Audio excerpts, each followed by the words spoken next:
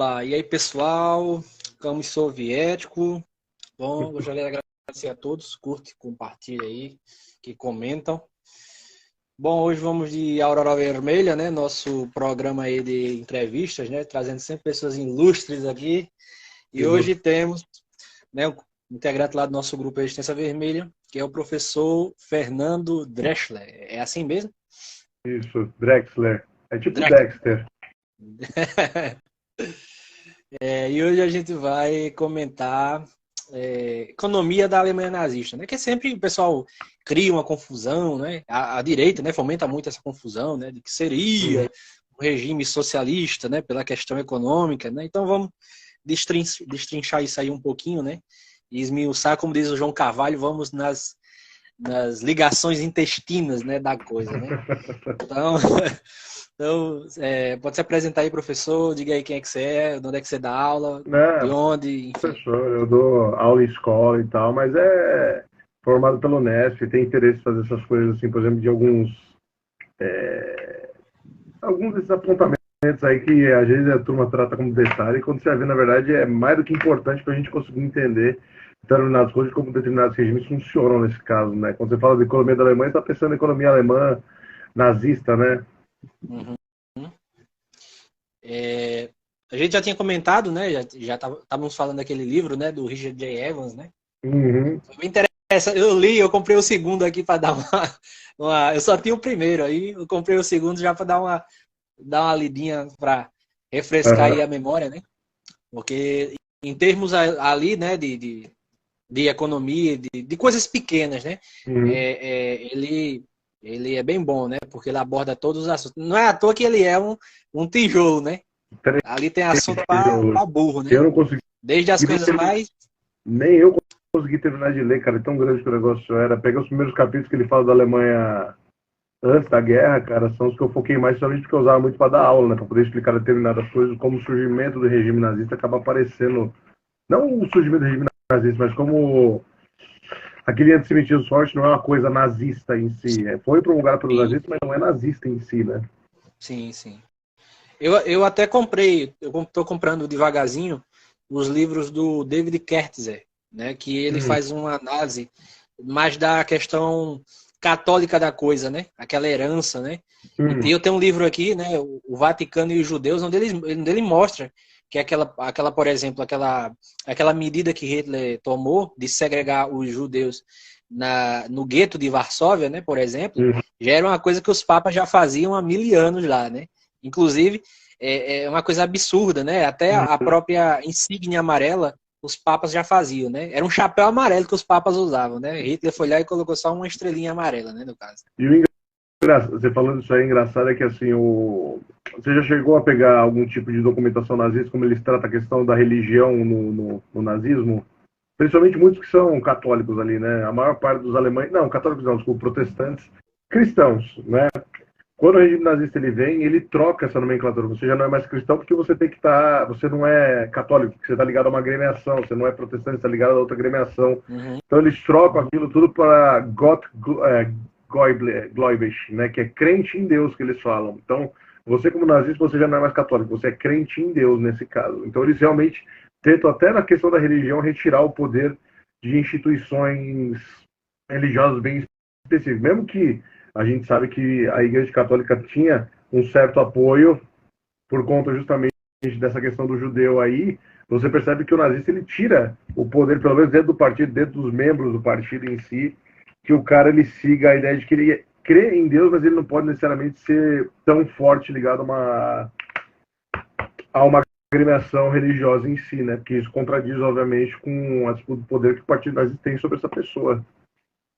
Tanto que uma das primeiras coisas, né, é acabar com aquelas ligas, né, aquelas coisas que geralmente os católicos têm, né, para jovens, né, que desenvolvem várias atividades, justamente porque eles queriam esse jovem 24 horas dentro do ambiente nazista, né?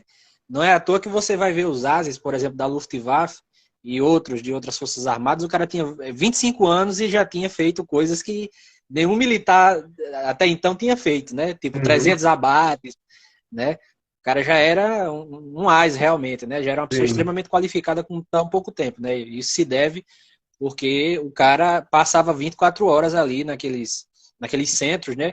Não só sendo educado ideologicamente, mas também para a Sim. guerra, né? Tem Em termos também... de... Desculpa. Sim, pode terminar. Não, que é para não me fugir, porque vai fugir da mente. Até lembra, você falou dos As e tal, né, que o cara tem 25 anos, já tem 300 abates e tudo mais.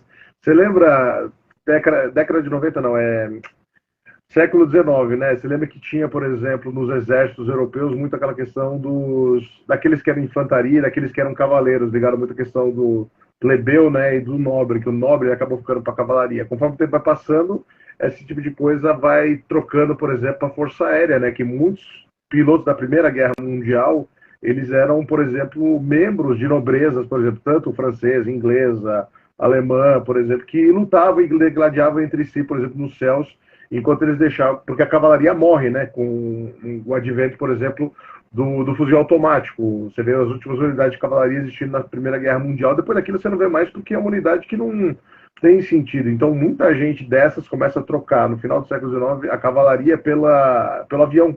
E aí você, por exemplo, ainda mais com esse negócio dos alemães aí, você pega um moleque aí de uma família prestigiada, bota ele, por exemplo, num avião para ficar treinando 24 horas por dia, sem nenhum tipo de distração. Nossa senhora, cara.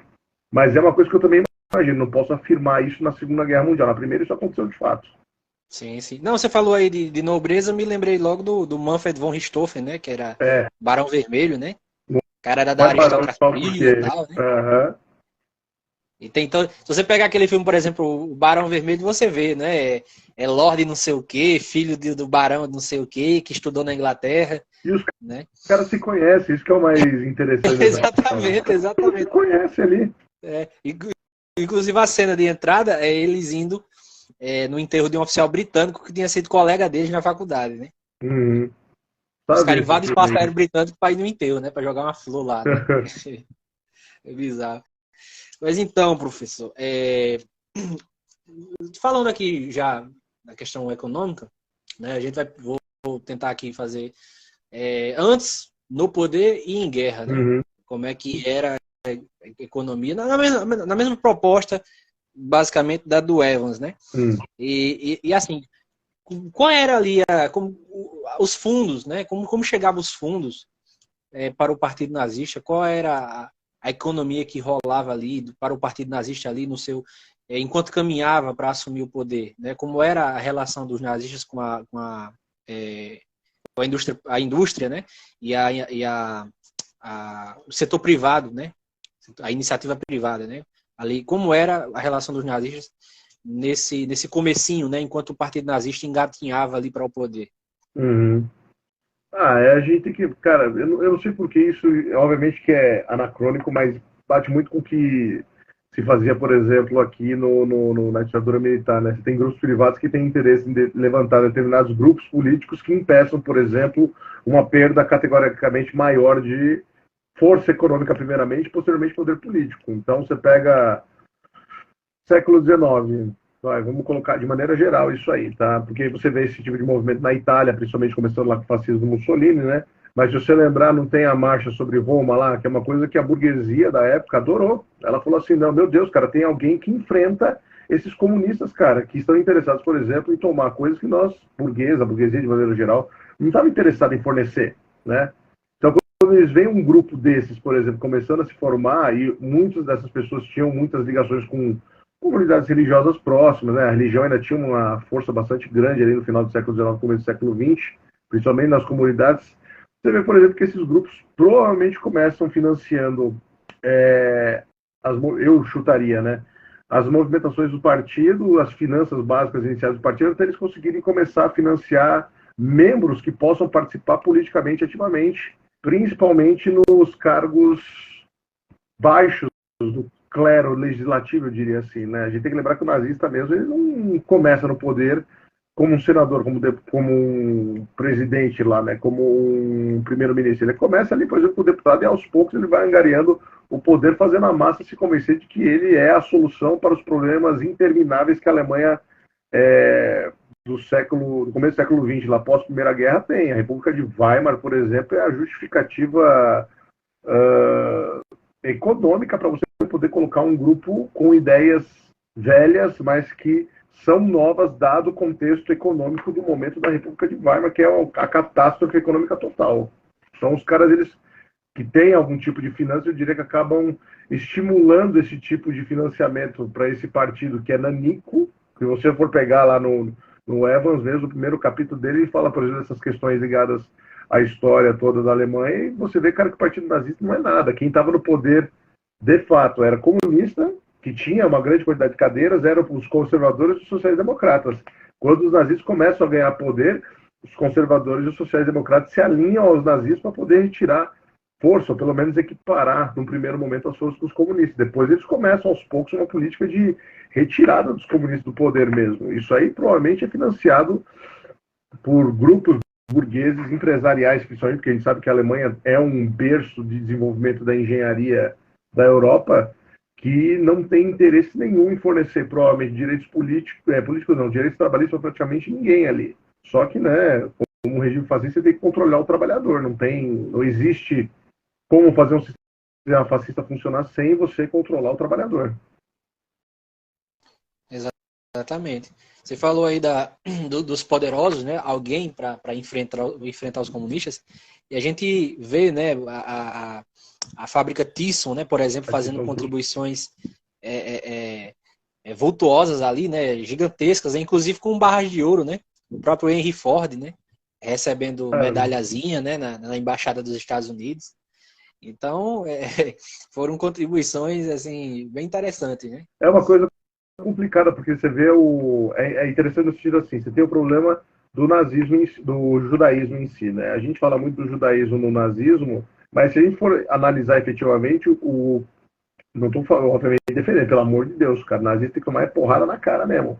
Mas quando você pega o nazismo, ele fez uma coisa que o mundo não fez, que foi tentar eliminar o judeu, mas o movimento antissemita não é uma coisa particularmente alemã, é uma coisa mundial. Então, assim, o nazista ele deu aquele passo à frente, mas que nem você falou do Henry Ford e tudo mais, cara. A perseguição a trabalhadores que já havia nos Estados Unidos, o medo exagerado que as burguesias ocidentais, americana, europeia, tinham com relação aos movimentos trabalhistas que estavam começando a crescer no final do século XIX e tiveram um boost enorme com a criação da União Soviética, com a vitória da Revolução Russa em 1917 e a União Soviética em 21, né? Então você vê que os caras eles falam, ou a gente faz, pensando no sentimento da época, com certeza esses grupos empresariais falam assim, ou a gente controla essa situação, ou a gente vai perder tudo. Porque você percebe que os partidos comunistas da Europa eles vão crescendo. E assim, em todo o país da Europa tem um partido comunista, em um período de tempo muito curto. E partidos comunistas extremamente fortes, né? Não é, a ponto de...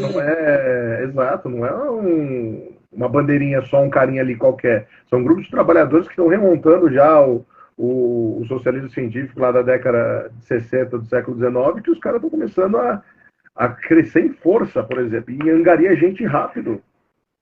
Você falando aí de antissemitismo, né? Realmente, de fato, era uma tradição, né? Você vai ver, por exemplo, os ídolos, né, que eram mostrados pelo nazismo, né, como o Richard Wagner, né, o próprio Martinho Lutero, né, você tem ali escritos do Martinho Lutero que diz isso basicamente, né, claramente, né, vão lá nos judeus e quebrem tudo, queimem as sinagogas. Quando eu vi esses trechos de Martinho Lutero, por exemplo, eu me lembrei automaticamente da Noite dos Cristais, né? Eles saíram queimando o que era sinagoga, o que era loja judia, né? Marcando lá com aquela estrela, né? De Davi. Enfim, era uma coisa velha, né? Mas se praticou numa intensidade muito maior, né?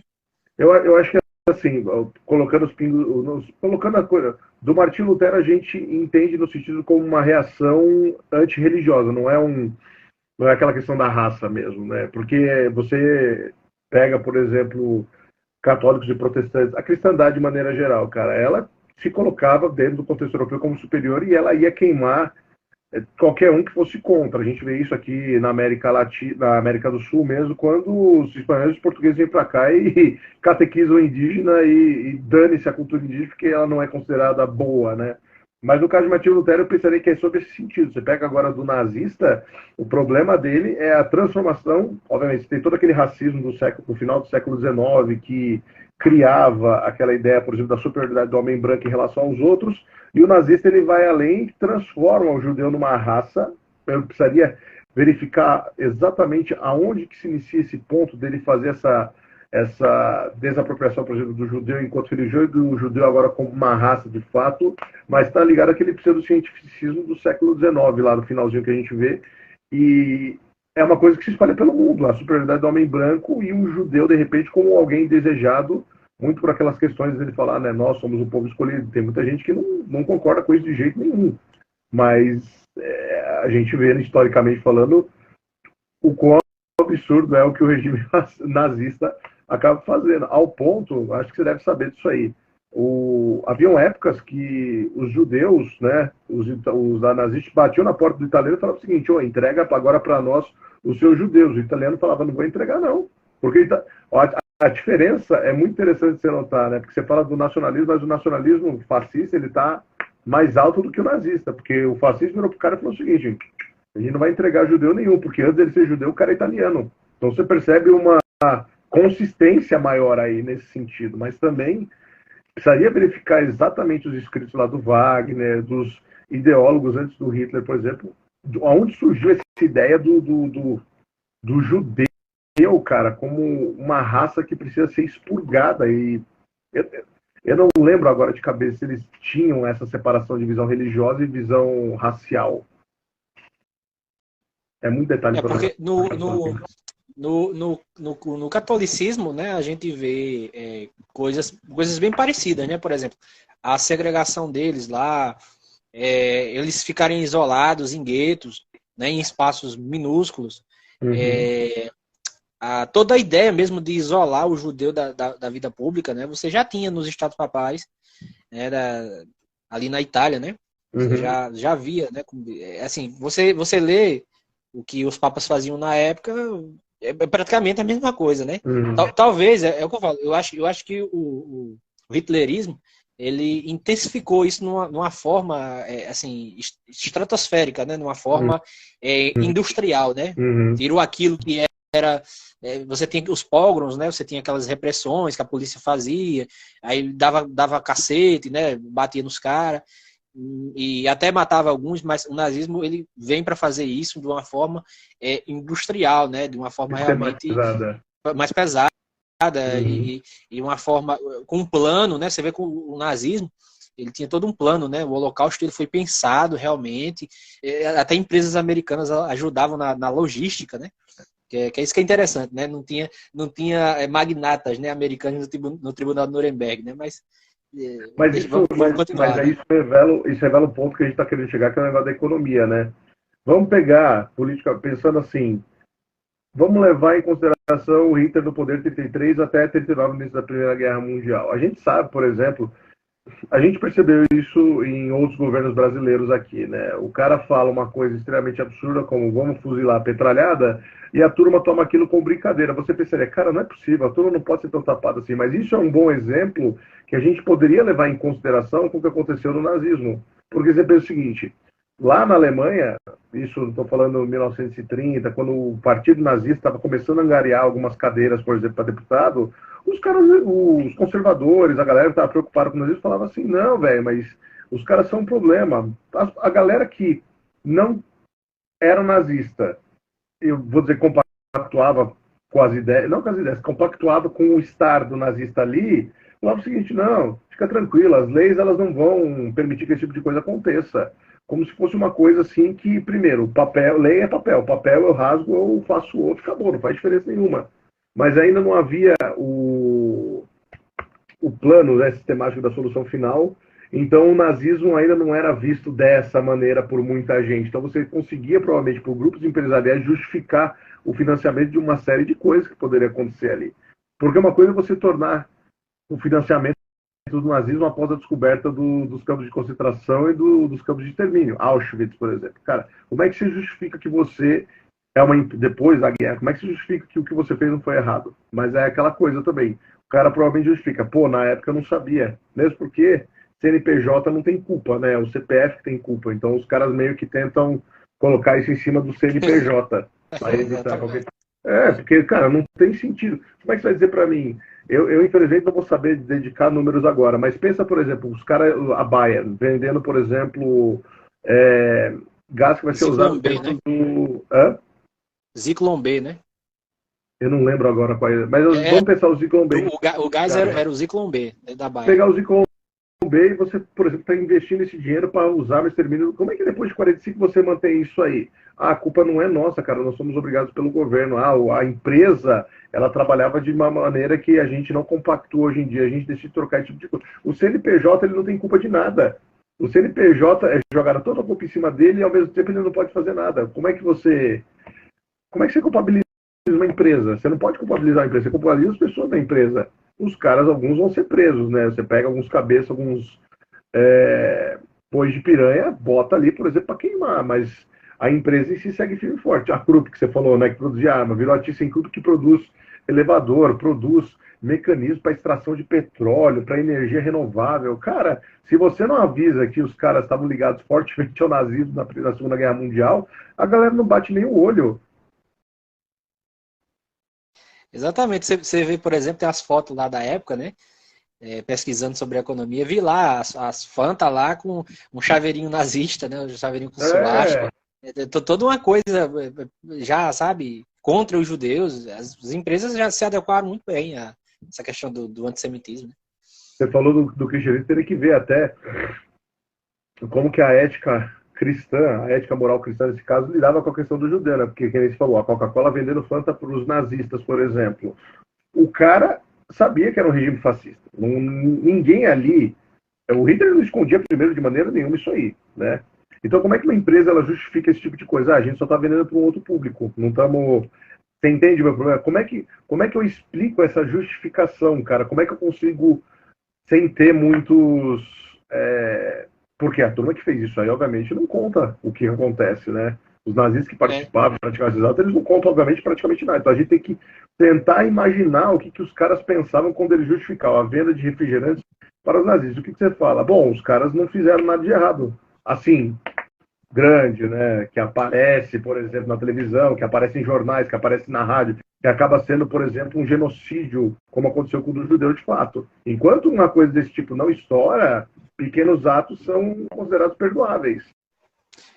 Você falou aí de vender refrigerante, já é difícil, né, de justificar. Agora você imagina aqueles banqueiros, não só os alemães, mas também os suíços, que guardavam os dentes dos judeus, né, que chegou num nível, né, conforme a guerra foi se dando, né, que eles não tinham mais tempo de derreter aquele ouro e fazer em barras e mandar. Era só arrancando e mandando em trem o mais rápido possível, porque os russos estavam chegando, né? Quer dizer, se vender refrigerante já era difícil, né? Imagina isso aí. De justificar. Imagina você justificar uma porra dessa. Alianças, dentes inteiros, sabe? Arcadas inteiras de ouro, assim, foda. Não tem como, né? É porque também a turma justifica depois que, cara, não somos nós que fizemos isso. É o problema do CNPJ, entendeu? Não somos uma empresa diferente, não somos a empresa que promoveu esse tipo de coisa, não somos mais a Krupp agora, nós mudamos. E, obviamente, é aquele ponto, novas pessoas, a empresa, ela... Só que, cara, a Alemanha pagou indenização pela Primeira e pela Segunda Guerra Mundial, cara. A Bayern pagou? A Bayern participou, cara, efetivamente, desse tipo de coisa. Eu, particularmente, não sei. Seria uma coisa assim que deveria aparecer. A Volkswagen pagou indenização de guerra pelo que estava acontecendo? Seria uma coisa... Volks, eu acho que bem recente agora, bem recente, mas tipo, é mais uma coisa que foi paga para os descendentes, assim. Eu acho que ela fez alguns pagamentos, mas muito pouco, muito pouco. Dado que, né? Com certeza, com certeza. É uma coisa... Uma gota no oceano, né? E eu penso, por exemplo, que é aquela coisa, pensando agora, que é aquela coisa que se fala do historiador, o cara tem que tentar olhar para entender, ele tem que meio que entender o homem do tempo que está passando ali. Pensando o ideário que o nazista tinha ali, tirando somente a questão tirando o negócio do nazista. O segundo maior inimigo que ele tem é o comunista. Então, obviamente, grupos empresariais inteiros eles vão se movimentar para poder fomentar um regime que não é nesse momento. Ó, vamos lembrar na história, ele não é um regime de exceção. Ele é um regime só. Porque você vai ter as democracias liberais, você vai ter os regimes fascistas europeus e os regimes comunistas da União Soviética. Ele é considerado um regime no momento. Ele fala, ele abertamente fala o que ele vai fazer, que ele prega um ódio enorme contra tal coisa. Só que a gente também tem que falar que o mundo é estupidamente ignorante com relação ao que é o judeu financeiramente falando. Porque o Richard Evans, ele até fala isso nesse livro aí, que, cara, o judeu era 2% da população alemã. Só que a gente tem que lembrar, o judaísmo, os judeus em si, eles vivem em comunidades mais fechadas, não necessariamente enclausuradas, mas eles têm esse apoio que eles buscam de poder se ajudar e tudo mais, né? Isso acaba gerando uma piora menor da República de Weimar em comparação aos 98% dos alemães. Então, quando a maior parte dos alemães, a gigantesca maioria esmagadora de alemães, vê o judeu se dando... Só estou dando uma olhada na bateria, eu preciso colocar para carregar aqui. Se colocando como pessoas ricas, essa ideia, por exemplo, do judeu ser rico, cara, judeu rico de verdade eram pouquíssimos alemães, não tinha praticamente ninguém. Só que o que acontece? Os judeus, como eles viviam nessas comunidades mais fechadas em si, mais entrelaçadas, essa ajuda que eles forneciam a si mesmos permitia que o cara conseguisse um estudo melhor e, consequentemente, um emprego melhor, muitas vezes dentro da própria máquina pública. Né? Então, esses 2% de judeus que você vai ver na Alemanha, a gigantesca maioria deles, né, digamos 60%, 70%, tem uma boa condição de vida. Boa condição de vida, dado que está acontecendo também dentro da Alemanha, que é a República de Weimar, né? Que é uma condição boa de vida. Entendo. Agora passando, né? A bateria já tá aí nas últimas. Mas passando aí para a questão já no poder, né? Porque a direita, né? Ela gosta muito de tentar. Ela mente muito sobre a questão econômica, né? Dizendo que era uma economia estatizada, né? Que era uma coisa planificada, tal, né? Quando a gente vê que a iniciativa privada graçou na Alemanha, né? Reinou lá. Né? E que, claro, o governo tinha as demandas dele, como a questão do próprio rearmamento, mas havia uma liberdade interessante, né, da iniciativa privada na Alemanha. Né? Vamos pensar pelo ponto mais simples. Havia uma proibição por parte do Estado de que pequenos negócios sendo feitos por iniciativas privadas deixassem de existir? Porque isso não existe, cara. Na Alemanha você tem negócio de todo tipo, pequeno, médio, grande, cara, funcionando 24 horas por dia. Você tem o padeiro da rua ali, por exemplo, vendendo pão pra galera, ele sendo considerado um negócio próprio. E você tem, por exemplo, uma Volkswagen em 37 sendo fundada. Você tem uma Krupp, por exemplo, fabricando arma. Não tem dessa. No regime socialista, o Estado ele trabalha com a estatização dos meios de produção, dos principais, convenhamos, da maioria dos meios de produção, porque aquele pequeno negócio, cara, aquele cara que fabrica pão para vender ali no bairro, cara, esse maluco ele não vai ser estatizado, cara. O Estado não tem gente para lidar com a quantidade de microempresas ou como é que eles falam? Ai, como é que a gente fala? O empresário, aquele cara que trabalha... Microempreendedor, né? Mas não é, tem um outro nome. Ele é um trabalhador assalariado, mas ele não tem o salário que alguém paga para ele, retira da força de trabalho própria dele. Eu não lembro a nomenclatura específica que usaram, mas é bem específico do microempreendedor, como a gente chama hoje na nossa sociedade. Microempresário, tipo isso?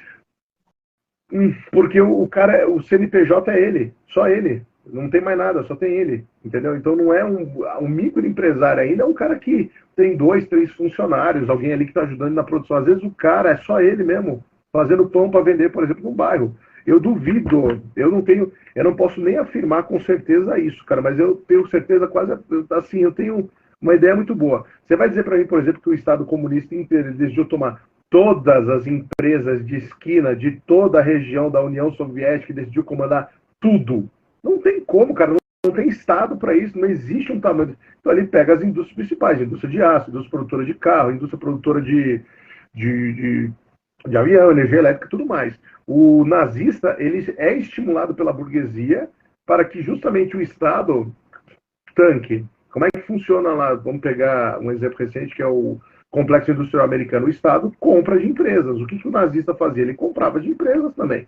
Não é que ele mandava, faz 50 mil tanques aí para nós. Não, a gente vai abrir uma ordem de serviço aqui, a gente quer comprar tanque e motor de você.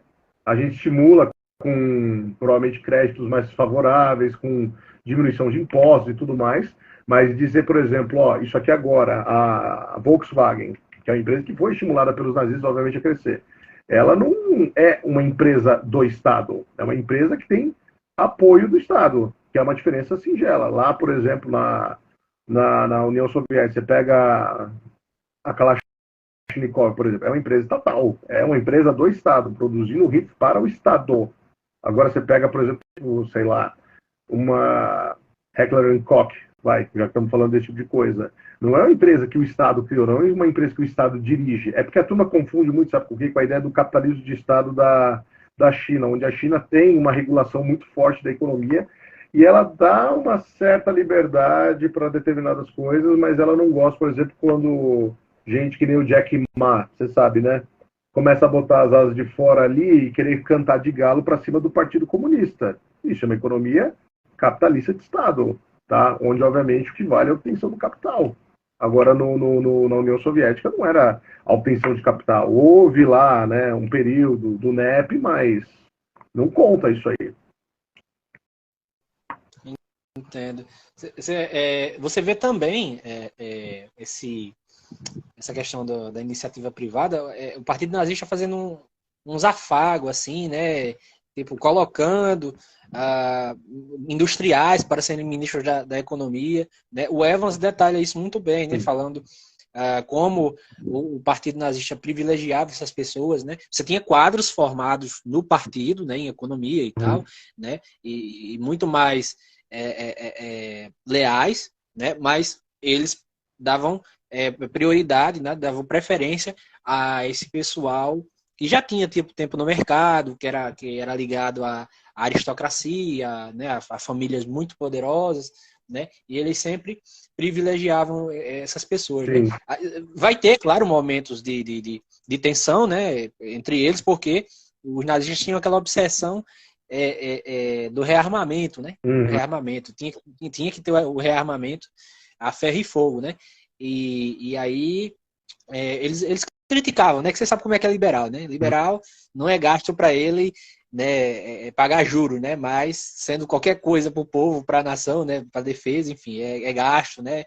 E não dá, né? Nunca tem dinheiro no caixa, né? Para essas coisas.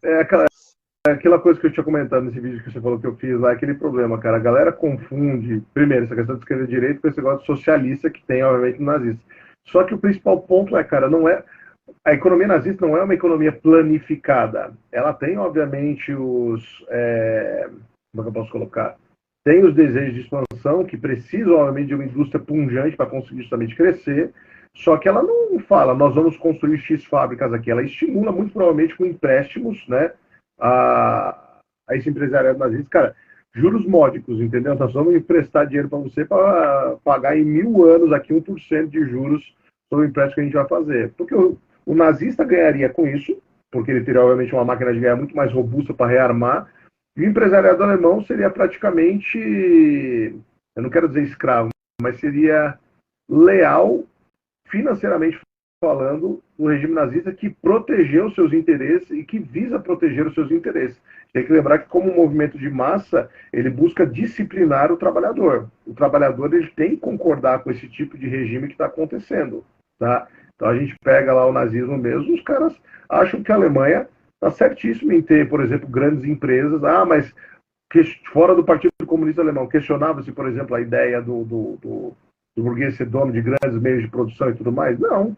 Eu desconheço esse tipo de coisa. Tirando as críticas que o Partido Comunista fazia, que tinha uma boa força na Alemanha e por isso ele foi derrubado.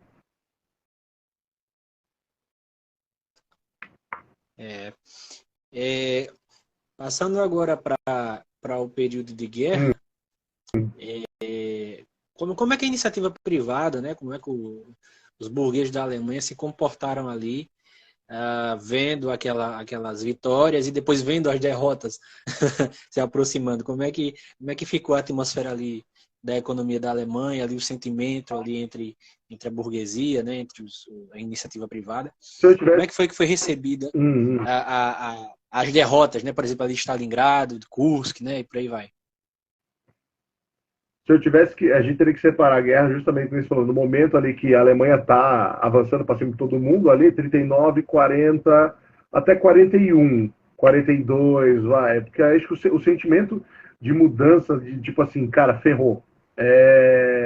44 para 45. Pensa, eu imaginaria que é tipo uma armadilha, tá ligado? O nazista, ele pegou os grupos empresariais, mimou eles de todo tipo, por exemplo, de benefícios econômicos e tudo mais, de juros baixíssimos, de programas vultuosos, por exemplo, de pesquisa e necessidade industrial, foi trazer essa galera para dentro, e aí, quando trouxe essa galera para dentro, fecha meio que a armadilha e fala, agora você está preso conosco, umbilicalmente ligado a gente. Ou você faz o que é necessário fazer, ou a gente... E eu não duvido que isso não tivesse acontecido, cara, que grupos mais ligados ao Hitler, porque a gente tem que pensar que o Hitler não é industrial, ele tem o ponto ideológico dele forte pra caramba. Grupos industriais ali, quando eles entraram de cabeça no nazismo, eles pensavam que eles poderiam, às vezes, até dominar, ou pelo menos, não é se impor sobre o Hitler, mas é poder tentar mudar, moldar a opinião do cara. Quando ele percebeu que os quadros ideológicos eram muito mais fortes, o cara já não podia saltar fora mais, porque aí haveria, provavelmente, uma ameaça de troca de comando. Pensando numa situação de guerra mesmo, vamos pensar nós como nação. Você vê, de repente, o grupo empresarial a seu favor, os caras querendo saltar fora, numa situação ideológica como a que estava acontecendo na Alemanha, eu tenho certeza que os grupos empresariais foram curvados pela vara do Hitler. Meteu a varada nos caras e falou, agora vocês vão fazer o que eu quero. E se não fizer, a gente manda prender vocês, a gente continua com a indústria aqui, não tem problema. Vocês têm duas escolhas, ou vocês mantêm tudo como está e fazem a máquina de guerra continuar funcionando, ou a gente tira vocês e continua fazendo a máquina de guerra funcionando sem vocês. É o problema justamente que se vê desse negócio do liberal, né? Na hora que a vara enverga, o cara, por exemplo, não pode fazer nada, ele não tem de fato o que fazer, porque ele não é, esse que é o mais interessante, ele aparenta muitas vezes ser a força mais forte, mas quando ele entra dentro do sistema, ele se torna uma engrenagem que não pode sair. Pelo menos é como eu vejo isso, né? Exatamente. Você falou aí, né, de ser preso, né, e morto, né? E, tipo, aconteceu pra cacete, né? Aconteceu pra cacete, por exemplo. Não só no período de guerra, mas também ali quando a Alemanha já estava se preparando para fazer as primeiras invasões ali, no caso da Áustria, da Tchecoslováquia, né? Você tinha os liberais, né, criticando a questão que toda a economia estava se inclinando para o rearmamento, né? E estava aumentando, né, a cada ano a inflação e tal, né? E o Partido Nazista disse, olha, você não está interessado, vaza, né? Aí tirava o cara e colocava um cara mais alinhado, né? Também ia lá no mercado e tirava outro.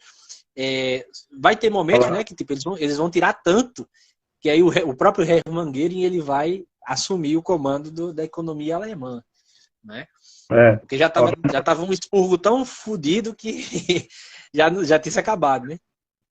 Assim, que nem o Danilo perguntou, é o caso das Siemens e da Bayer, por exemplo, cara, ou é um ou é o outro que vai acontecer, certeza, porque não, na situação, mas se coloque na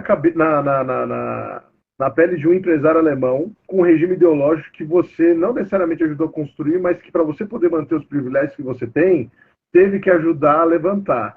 Na hora que o cara chega e fala, você vai fazer isso porque a nossa máquina de guerra precisa, experimenta falar não. A primeira coisa que acontece é você ir embora assim, eles processam, como os nazistas adoravam falar, né? Eles processam você, fazem um processamento da sua pessoa nesse caso. Porque o cara, o Hitler já tinha um controle, pelo menos social, muito forte ali, ideológico, por exemplo, da população alemã, porque tem que lembrar também que quem estava lá na Alemanha agora é quem sobrou, quem concorda, quem corrobora, cara, com o regime nazista. Então a galera que está lá é a galera mais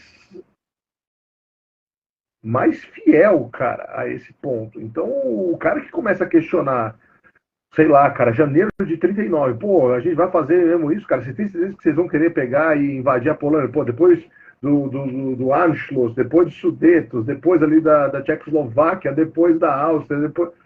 O cara que questionar naquele momento, penso eu, ele tá ferrado, ele não tem escolha, então ele entra de cabeça nisso. Não estou querendo dizer que é um pobre coitado, o cara foi totalmente não é inocente. Ele corroborou praticamente tudo que os nazistas faziam até o momento que ele percebeu que não era uma boa ideia. Mas até aí o cara corroborou tudo antes. É um curso natural, né? Quando o liberal se mete, né? Nessas coisas. O liberal vai lá, né? Nutre toda a cadela, né? Vai lá, abarca a cadela, como diz João Carvalho, né? Come a cadela e quando a cadela põe o ovo e nasce a serpente, eles falam, eita, quem diria? Não sabia. Não sabia. Quem Cara, diria? é isso que me mata. Como assim não sabia? Pelo amor de Deus. Eu não sou a pessoa mais inteligente do mundo, nem a pessoa mais esperta. E eu vejo esse tipo de coisa acontecer com uma certa facilidade. Você está dizendo para mim que a maior parte da galera é mais tonta do que eu? Não é possível, cara. Eu olho para isso e vejo, cara. Você está dizendo para mim que toda essa galera aí da burguesia, os caras realmente acreditavam que eles poderiam manter o controle. Às vezes eu penso que o cara tentava ali, por algum momento, conseguir algum controle sobre o partido nazista. Talvez eles não pensassem que a figura do Hitler fosse tão agregadora nesse ponto, porque é uma coisa a se pensar, pô, imagina, essa galera toda entrar ali, não, a gente vai conseguir dominar, a gente compra as pessoas certas e tudo mais, e quando você encontra, por exemplo, um regime onde comprar a pessoa certa você não consegue fazer, porque a SS, você viu os casos lá da turma da SS, os caras, eles, para poder parecerem mais ameaçadores, os caras praticavam escarificação para poder entrar na SS, o cara marcava a cara com corte na cara mesmo. Acho que era com saber. Ele cortava a cara para ele parecer mais cara. A maior parte das caras da SS faz. Você não faz esse tipo de coisa se você não é leal a um ideal. Leal a um ideal. Leal a um líder. Entendeu? Eu tenho certeza que boa parte da galera que apoiou financeiramente o Hitler, quando percebeu que não ia ter conversa, mesmo porque, se a gente for para pensar, para o Hitler era ganhar o jogo do mundo, cara. Se ele tivesse conseguido ser bem sucedido, nossa senhora, cara, as democracias liberais, a economia liberal capitalista, o capitalismo liberal, como a gente conhece, teria desaparecido. Teria virado uma outra coisa. Eles tivessem conseguido triunfar em Stalingrado, chegar aos campos de petróleo do Cáucaso, fudeu. Entendeu? Cara, eu zoo com os meus alunos, eu falo o seguinte, cara, nós temos que agradecer muito, sabe o quê? A engenhosidade russa nesse caso, da Katyusha, de um veículo tão simples, tão amedrontador para toda a tecnologia e todo o dinheiro que os nazistas... E os caras jogaram dinheiro, hein? Cara, você vê o programa do foguete V2, você vê, por exemplo, dos aviões a jato, você vê, por exemplo, a questão do programa nuclear nazista, você vê, por exemplo, toda a engenharia que os tanques alemães tinham, você vê, por exemplo, toda a produção de armamentos, cara, de MP-40, de Machine Gewehr, que são as metralhadoras, né? Você vê, por exemplo, a MP-44, que acho que era o primeiro fuzil de assalto. Cara, aquilo ali você tem que jogar muito dinheiro em cima, aquele dinheiro não surge do nada, aquilo ali tem apoio da burguesia, ou de uma gigantesca burguesia que concorda plenamente com o nazismo, porque também a gente tem que pensar também muito recentemente. Eu sempre tenho muito burguês que estava ressentido com o que aconteceu na Primeira Guerra Mundial e os caras queriam agora uma revanche para meter o pau. Mas também de muita gente que quando percebeu o América que estava enfiado, cara, você não pode sair. Ruim se ficar, pior do que se sair. Porque os caras vêm e vão querer nosso pescoço, né? Você falou aí dos tanques aí, a grande contribuição aí da Porsche, né, por exemplo. A Porsche desenhando os carros, todo tipo de carro de combate, a Porsche desenhava, né? Desde o carro mais básico desde o carro mais básico para o oficial até o Tank Tiger, né? E o pior é assim, né? Hoje em dia você vê que a Porsche ela não usa isso hoje, porque também seria assim uma falta de simancol enorme, né? Mas pensou, cara, a galera lembra, a galera não lembra tanto, mas a Porsche hoje virou o quê? Virou um símbolo, por exemplo, de luxo fortíssimo que existe ali por parte da engenharia alemã, que sempre foi muito não é ideologizada, muito idolatrada, foi muito bem recebida, né? É que todo mundo decide fingir que aquela parte de 39 a 45 não existe. Fala a Segunda Guerra, os caras falam, o quê? Né? Não sei.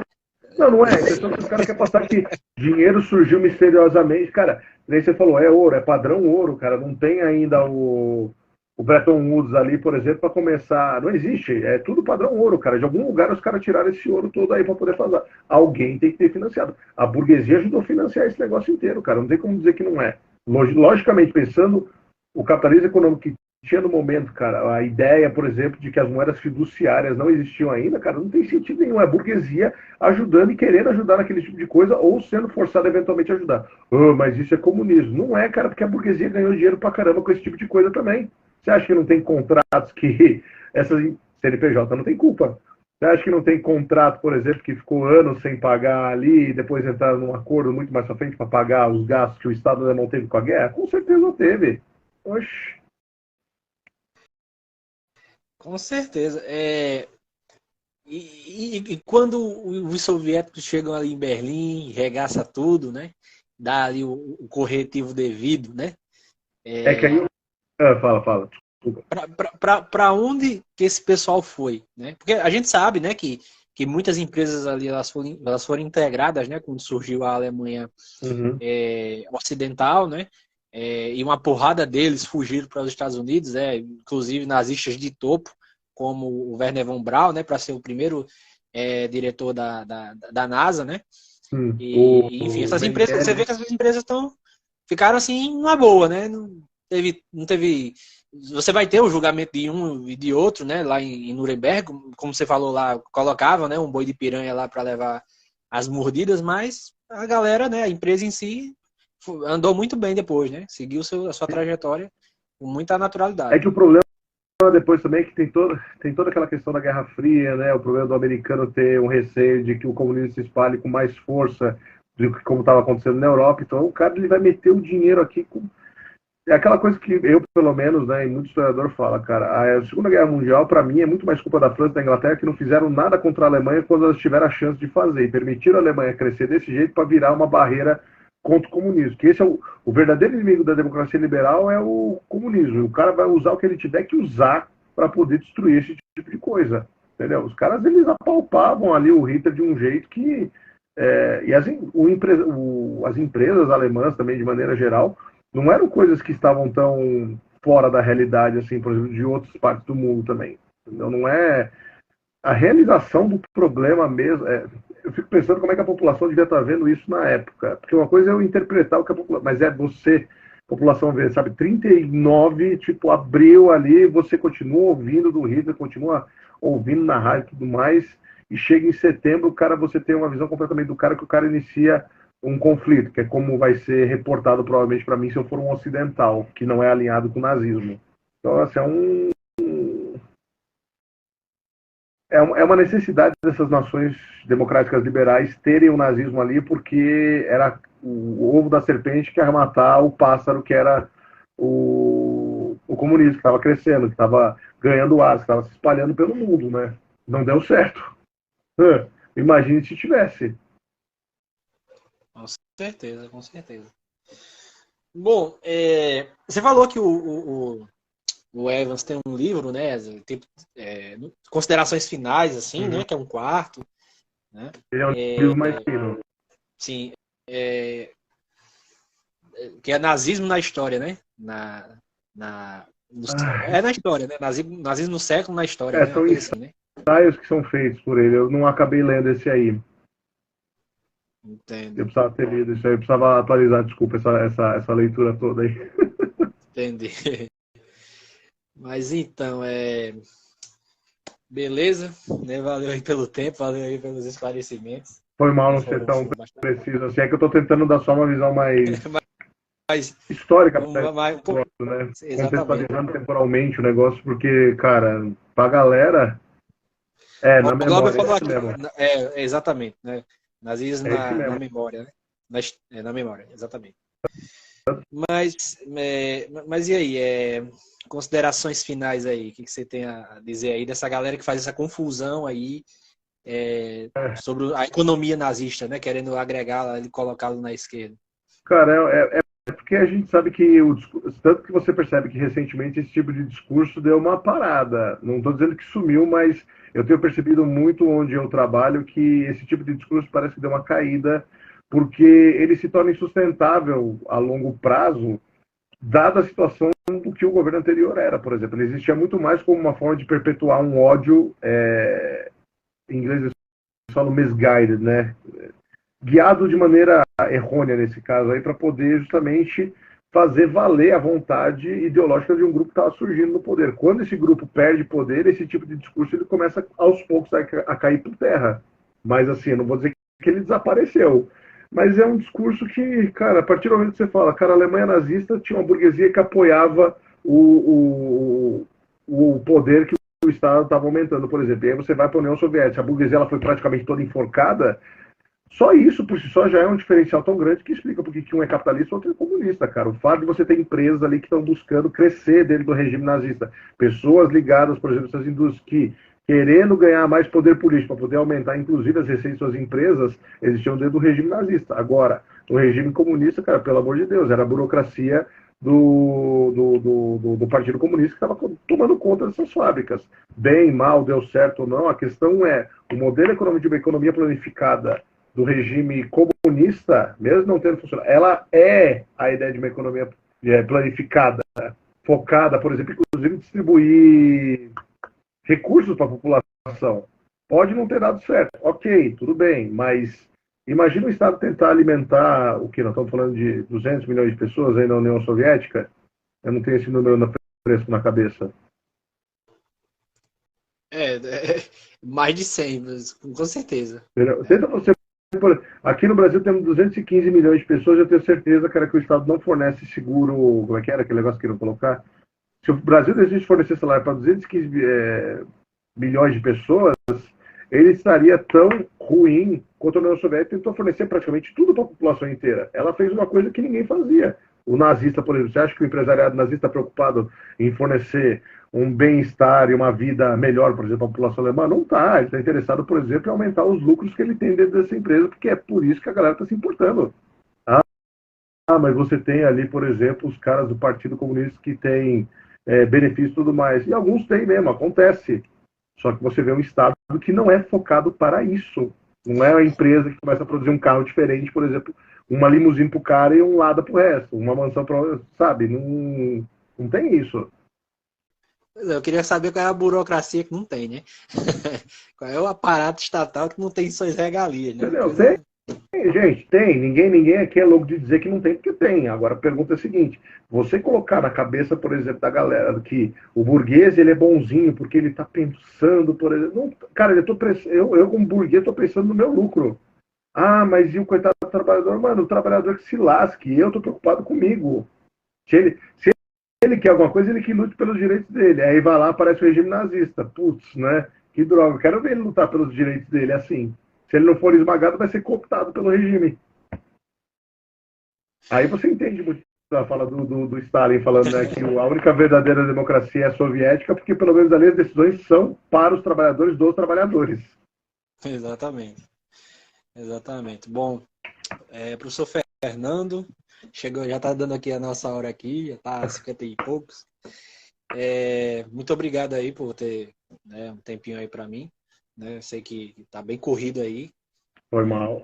E tá à disposição aqui o canal aqui, quantas vezes você quiser aparecer, né? A gente comentar alguma coisinha, seja muito bem-vindo. É divertido fazer essas coisas de vez em quando. Então, galera, se vocês gostaram, clique em gostei, compartilha e vamos à luta.